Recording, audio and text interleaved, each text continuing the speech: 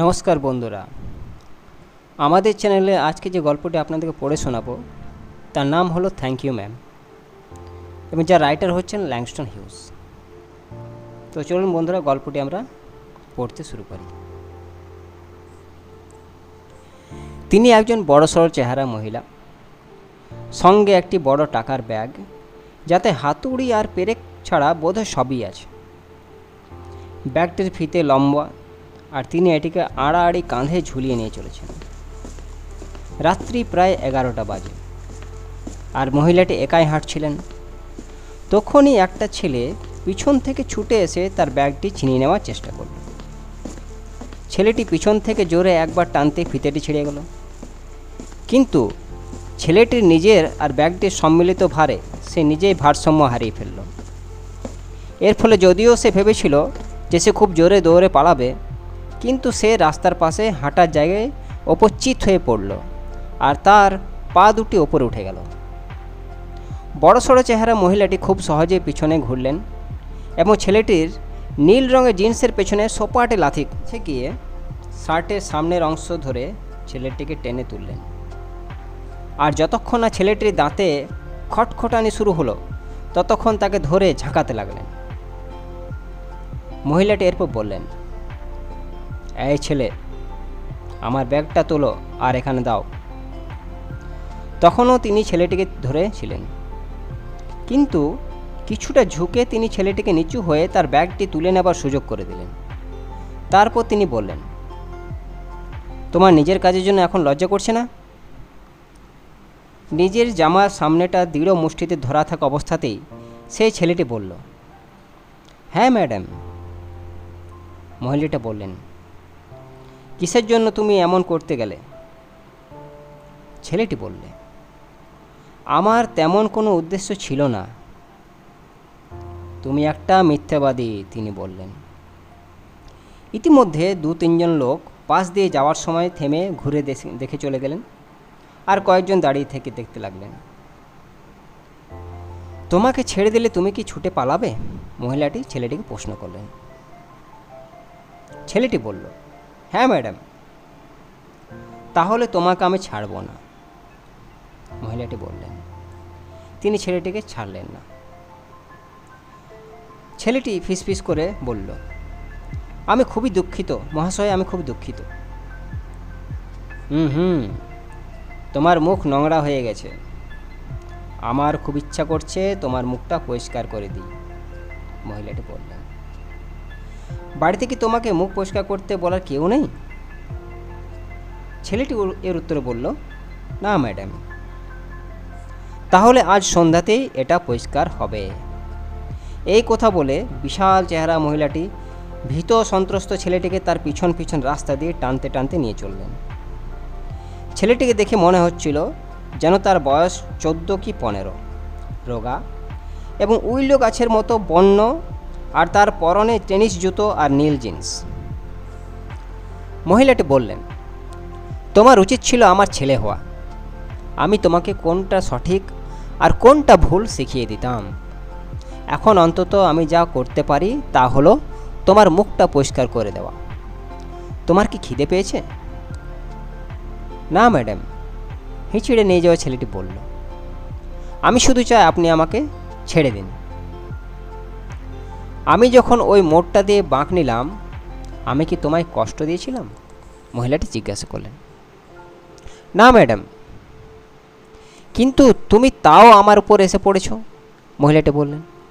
তোমার যদি মনে হয়ে থাকে যে এই সংযোগ বেশিক্ষণের নয়, তোমাকে আবার নতুন করে ভাবতে হবে। একবার যখন তুমি আমার পাল্লায় পড়েছ বাছাধন, শ্রীমতী লুয়েলা বেটস ওয়াশিংটন জোন্সকে তোমায় মনে রাখতেই হবে। ছেলেটির মুখ থেকে ঘাম গড়িয়ে পড়তে লাগলো, আর সে নিজেকে ওই মহিলার কাছ থেকে মুক্ত করার জন্য ছটফট করতে লাগলো। শ্রীমতী জোন্স দাঁড়িয়ে পড়লেন। এক ঝটকায় তাকে তার সামনে টেনে এনে তার ঘাড় ধরে তাকে আবার রাস্তায় দিয়ে টেনে টেনে নিয়ে যেতে লাগলেন। যখন শ্রীমতী জোন্স বাড়ির দরজার সামনে পৌঁছলেন, তখন ছেলেটিকে তিনি হিঁচড়ে একটি হল ঘরের মধ্যে দিয়ে বাড়ির পিছন দিকে অবস্থিত একটা বড় সজ্জিত ঘরে নিয়ে গেলেন, আর যার একপাশে রান্নার বন্দোবস্ত। তিনি সুইচ টিপে আলো জ্বাললেন, আর দরজা খুলেই রেখে দিলেন। বড় বাড়িটির অন্যান্য বাসিন্দারা যে হাসছে, কথা বলছে তা ছেলেটি শুনতে পেল। কয়েকজন বাসিন্দাদের কয়েকটা দরজা খোলাও রয়েছে। তাই ছেলেটি বেশ বুঝতে পারল বাড়িতে সে আর মহিলাটি একা নয়। মহিলাটি তখনও ঘরের মাঝখানে তার ঘাড় ধরে রয়েছেন। তিনি বললেন, তোমার নাম কি? রজার, ছেলেটি উত্তর দিল। তাহলে রজার, তুমি ওই মুখ ধোয়ার জায়গাটিতে যাও আর মুখটা ধুয়ে নাও, মহিলাটি বললেন। এরপরেই তিনি ছেলেটিকে অবশেষে ছেড়ে দিলেন। রজার দরজাটার দিকে একবার তাকে দেখল, আবার একবার মহিলাটিকে দেখল, আবার দরজার দিকে দেখল, তার মধ্যে গেল। যতক্ষণ না গরম জল আসে ততক্ষণ জল পড়তে দাও, তিনি বললেন। এখানে পরিষ্কার তাওয়ালে আছে। ধোয়ার জায়গাটির ওপর ঝুঁকে পড়ে ছেলেটি প্রশ্ন করল, আপনি কি আমাকে জেলে দেবেন? তোমার মুখের ওই রকম অবস্থায় আমি তোমায় কোথাও নিয়ে যাব না, মহিলাটি বললেন। এদিকে যখন কিছু রান্না বান্না করে খাওয়ার জন্য আমি বাড়ি ফিরছিলাম, তখন তুমি কি না আমার টাকার ব্যাগটা ছিনিয়ে নিতে যাচ্ছিলে। হয়তো এত রাত হওয়া সত্ত্বেও তোমারও রাতের খাবার খাওয়া হয়নি, তাই না? বাড়িতে আমার নিজের বলতে কেউই নেই, ছেলেটি বলল। তাহলে আমরা বরং একসাথে খাবো, মহিলাটি বললেন। আমার মনে হয় তুমি ক্ষুধার্ত, বা তোমার খিদে পেয়েছিল বলেই তুমি আমার টাকার ব্যাগ ছিনতাই করতে চেষ্টা করেছিলে, ছেলেটি বলল। আমি এক জোড়া নীল রঙের সুয়েড জুতো কিনতে চেয়েছিলাম। ভালো কথা, কিন্তু সুয়েড জুতো কেনার জন্য আমার টাকার ব্যাগ ছিনতাই করার প্রয়োজন ছিল না তো, শ্রীমতী লুয়েলেবেটস ওয়াশিংটন জোন্স বললেন। তুমি আমার কাছ থেকে চাইতে পারতে। ম্যাডাম, ছেলেটি তার দিকে তাকালো। তার মুখ থেকে তখনও ফোঁটা ফোঁটা জল ঝরে পড়ছে। অনেকক্ষণ ধরে সব চুপচাপ, বেশ কিছুক্ষণ। ছেলেটি মুখ মোছার পর কী করবে ভেবে না পেয়ে আবার একবার মুখ মুছল। ছেলেটি মুখ মোছার পর কী করবে ভেবে না পেয়ে আবার একবার মুখটা মুছল। ছেলেটি ঘুরে দাঁড়ালো। সে ভাবছিল এরপর কি হবে। দরজাটি খোলা রয়েছে। সে ইচ্ছা করলেই এক ছুটে হলঘরের মধ্য দিয়ে দরজার দিকে চলে যেতে পারে। সে দৌড় লাগাতে পারে, দৌড় দৌড় দৌড়। মহিলা ডে বেডে বসেছিলেন।